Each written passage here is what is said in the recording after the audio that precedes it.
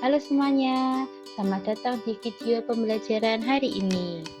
Perkenalkan, nama saya Alvina Rizky Amalia Akbari. Di sini kita akan belajar tentang materi yang sangat menarik, yaitu zat dan perubahannya. Dalam kehidupan sehari-hari, kita sering melihat berbagai benda dan fenomenanya. Contohnya seperti air yang mendidih, es batu yang mencair, atau bahkan kapur barus yang menghilang. Nah, semua itu berhubungan dengan zat dan bagaimana zat dapat berubah. Kita akan bahas itu mulai dari wujud zat, perubahan wujud, perbedaan antara perubahan fisika dan kimia, hingga konsep kerapatan. Yuk kita mulai petualangan belajar hari ini. Yang pertama, kita akan mengenal wujud zat. Zat di sekitar kita memiliki 3 wujud utama, yaitu zat padat, zat cair, dan gas. Yang pertama yaitu zat padat, contohnya seperti meja, balok, batu, dan lain-lain. Zat padat memiliki bentuk dan volume yang tetap, karena partikel di dalamnya tersusun sangat rapat dan tidak mudah bergerak. Yang kedua yaitu zat cair, contohnya seperti air, minyak, dan sirup.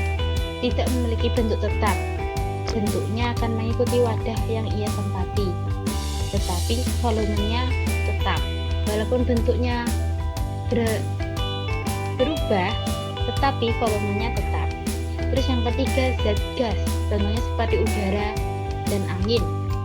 Tidak memiliki bentuk maupun volume yang tetap, tetapi ia mengisi seluruh ruangan di dalam wadahnya. Coba deh kamu amati minuman soda yang kamu buka. Gas karbon dioksidanya langsung keluar kan? Yang kedua, yaitu model partikel zat. Setiap zat tersusun dari partikel-partikel kecil yang tidak bisa dilihat dengan mata telanjang. Partikel ini selalu bergerak dan gerakannya dijelaskan melalui teori kinetik partikel. Pada zat padat, partikel-partikelnya sangat rapat dan hanya bergetar di tempat. Kemudian pada zat cair, partikel-partikelnya agak renggang dan dapat bergerak bebas, tetapi masih saling bersentuhan. Sementara itu, pada zat gas, partikel-partikelnya berjauhan dan bergerak sangat cepat ke segala arah. Nah, perbedaan inilah yang menyebabkan setiap zat memiliki sifat-sifat yang berbeda. Berikutnya yaitu jenis-jenis perubahan wujud zat. Zat tidak hanya memiliki bentuk, tetapi juga bisa berubah dari satu wujud ke wujud lain. Yuk, kita kenali perubahan wujud zat berikut ini. Yang pertama, mencair. Mencair adalah perubahan dari padat ke cair. Contohnya seperti lilin yang awalnya padat, setelah dibakar dia meleleh menjadi cair. Yang kedua adalah membeku.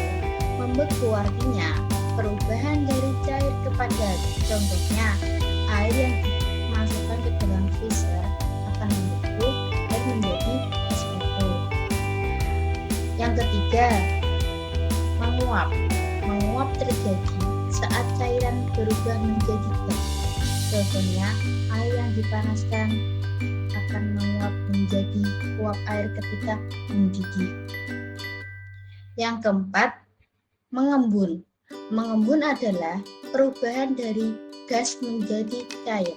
Biasanya terjadi saat uap air di udara berubah menjadi embun di pagi hari.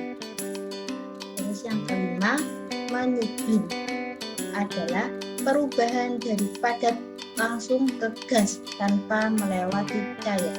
Contohnya kapur barus di dalam lemari.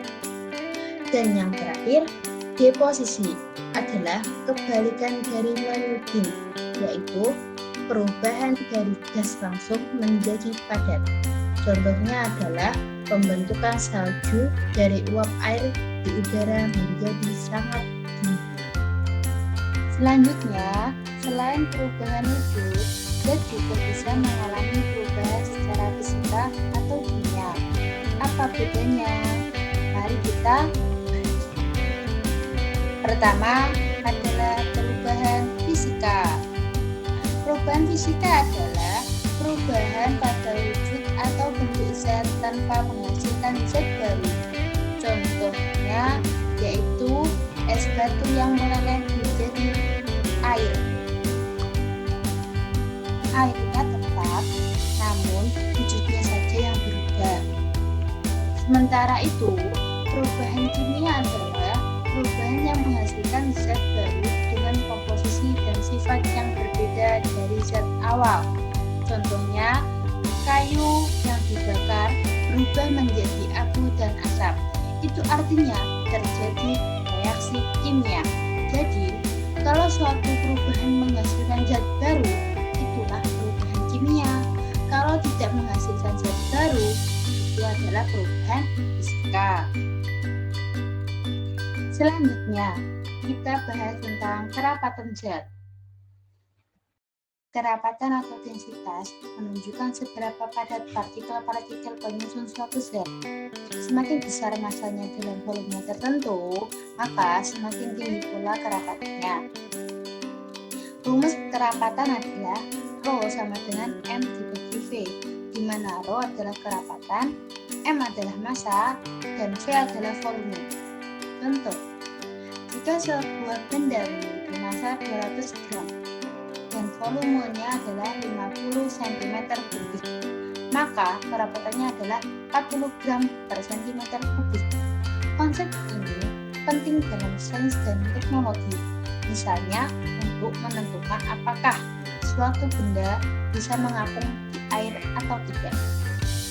Oke, hari ini kita sudah belajar banyak hal tentang zat dan perubahannya, mulai dari wujud zat, partikel penyusunnya, perubahan fisika dan kimia, hingga cara menghitung kerapatan. Semoga materi ini bermanfaat dan bisa membantu kalian memahami pelajaran dengan lebih mudah. Sampai jumpa di video pembelajaran berikutnya, dan jangan lupa belajar dengan semangat. Terima kasih.